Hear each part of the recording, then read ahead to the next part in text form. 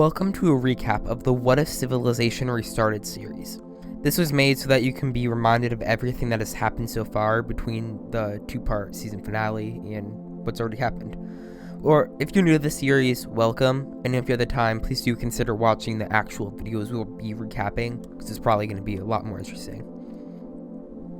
We start in the center of Africa, where a wandering tribe settles into the kingdom of Cymboria.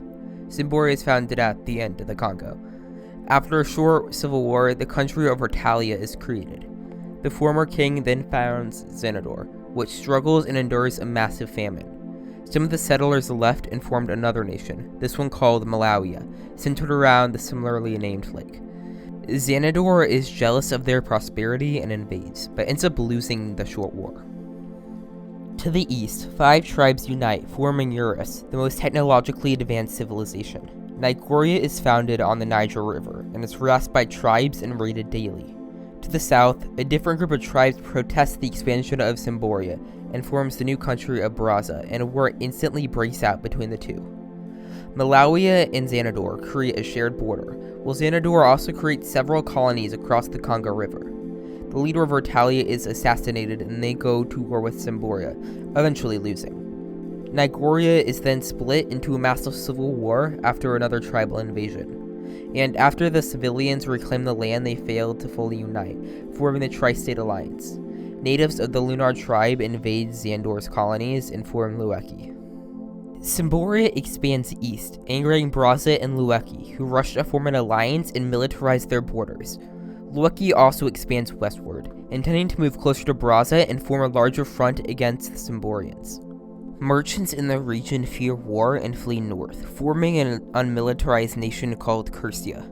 The Tri-State invests more into their military, hoping to end the threat of the tribes. Xanador allies with Malawi, Eurus, and Lueki, attempting to get better trade prices. Eurus uses its advanced technology to put territorial claims on Madagascar and annex more of the African coast. Malawi also expands to the south of Lake Tanganyika. Brazza experiences a major population boom. However, Retalia isn't as lucky, as they collapse into another civil war. Cymboria, taking advantage of Retalia's situation, invades Brazza, who Lueki supports. In Nigeria, a massive percentage of the population leaves and creates Azuria, the first nation in Europe. Back in Africa, Iridian stops using the Tri-State's currency, almost causing the alliance to collapse. Luckily, the other 2 states adopt the new currency to lower tensions. The royal nation of Jandor is founded on the Horn of Africa. Tensions between Lueki and Xanador grow, leading them to make an alliance between them, Malawi, and Eurus, all against possible Luekian aggression. Cymborian and Vertalian leaders meet to fix relations, including border disputes, leading Cymboria to aid Retalia in their civil war. The isolationist and pacifist state of Tandor is founded in southern Africa. Back up north, Brazza constructs an armada ready to invade Cymboria at any moment. In Central Europe, the Empire of Ottenburg is founded, and almost 1 million people leave Africa for the new country.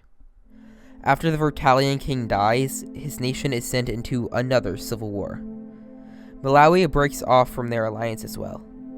In West Africa, the Tri-State Alliance struggled to stay together, leading to recessions and famines alongside political unrest.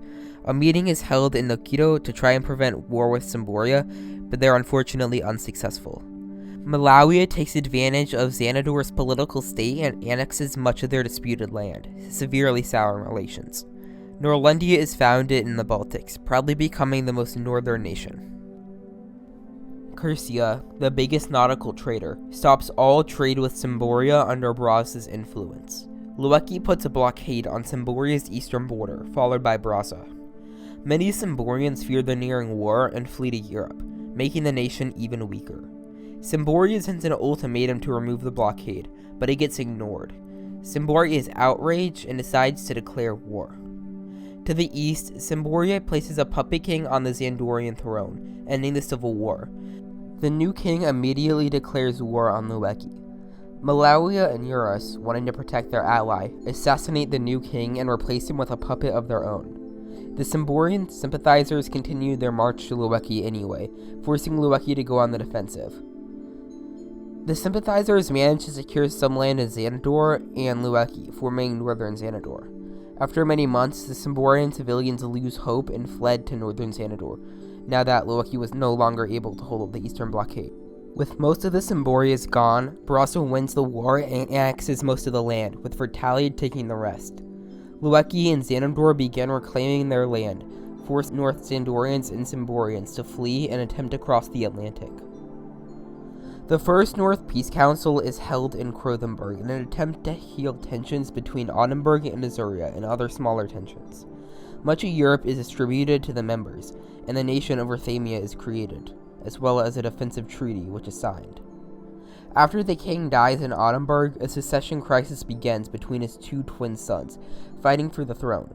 Eventually one leaves and creates his own nation, Krasnia. Many of his followers, known as the Rothic, didn't make it to the end of the journey, leading to the formation of 6 other countries.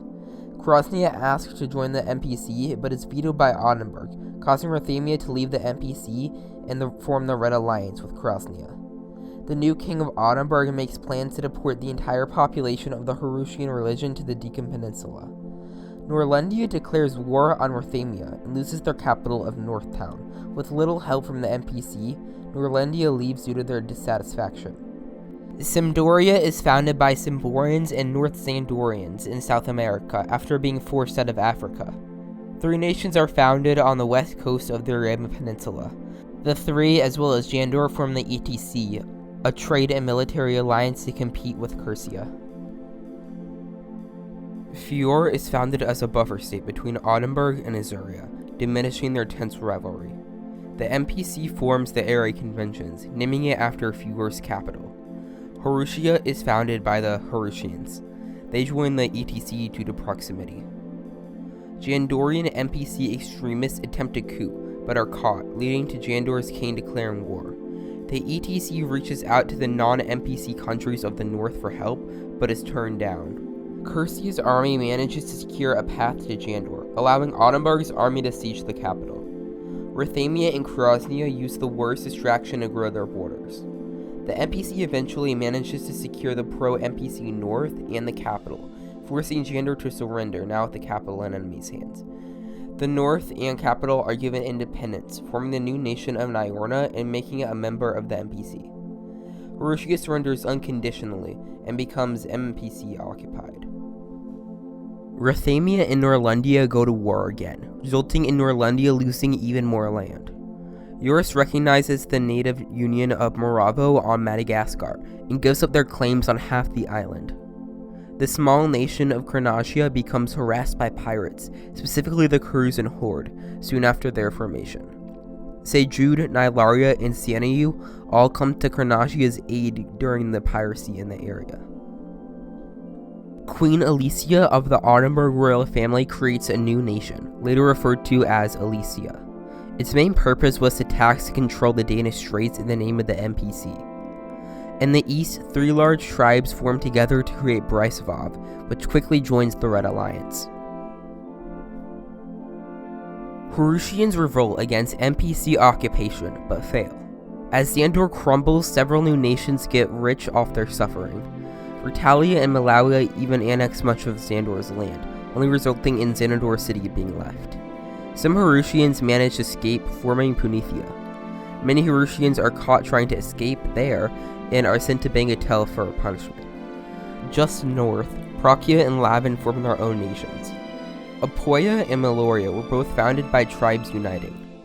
Punithia then goes to war with Apoya, forcing them to retreat to an island. Punithia then does the seemingly impossible task of invading Bangatel, turning the new nation into an empire. The Red Alliance tries to grow its influence over the region, managing to establish good relations with Prakia and Lavin. Meloria, on the other hand, was fond of the MPC, and later accepted themselves into the alliance.